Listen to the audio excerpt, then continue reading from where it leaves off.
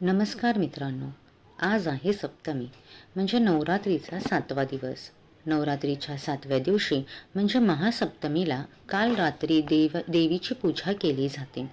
काल रात्री देवी हे नवदुर्गेचे 7वे आणि अत्यंत उग्र रूप आहे.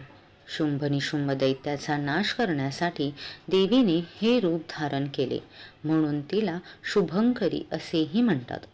तिच्या उपासनेने सर्व संकटे दूर होतात. अकाल मृत्यूचे भय राहत नाही. ती अज्ञात आणि अंधाराचा नाश करून भक्तांना निर्भयता देते. नकारात्मक शक्तीचा नाश करते.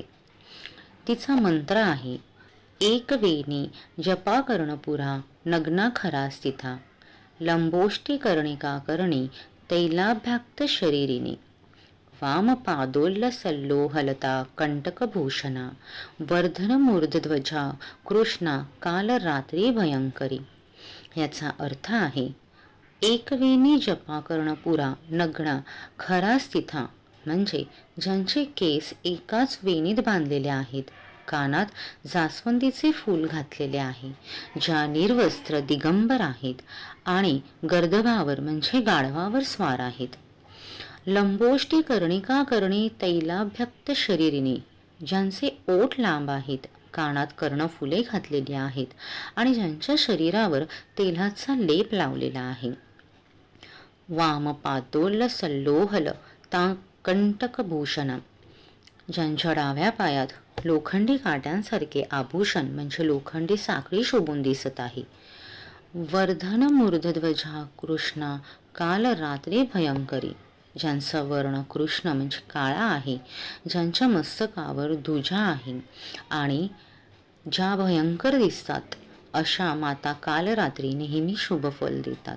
थोडक्यात माता काल रात्री हे भयंकर रूप असूनही भक्तांसाठी कल्याणकारी शुभंकारी आहेत.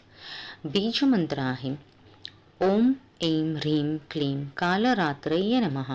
ह्या मंत्राचा 108 वेळा जप करावा. या देवी सर्वभूतेषु मा काल रात्री रूपेण संस्थिता, नमस्तस्यै नमस्तस्यै नमस्तस्यै नमो नमः. हा मंत्र पूजा करताना किंवा ध्यान करताना म्हणावा. योगशास्त्रानुसार काल रात्री देवीची उपासना सहस्त्रार चक्र सक्रिय करण्यासाठी अत्यंत महत्त्वाची मानली जाते, ज्यामुळे भक्तांचे मन आध्यात्मिकतेच्या सर्वोच्च पातळीवर केंद्रित होते आणि शुद्ध होते. देवाचे 7वे, 8वे आणि 9वे हे तिन्ही रूपे सहस्रार चक्राशी संबंधित आहेत, कारण ही तिन्ही रूपे सर्वोच्च पातळीवरील रूपे आहेत. या चक्राची पूर्ण माहिती मी येणाऱ्या व्हिडिओमध्ये देणारच आहे आणि योगासने देखील 9व्या रूपाच्या मंत्रासोबत सांगेन. पुन्हा भेटू उद्या देवीच्या 8व्या रूपासह. व्हिडिओ जर आवडला असेल तर लाईक, शेअर आणि सबस्क्राईब करायला विसरू नका.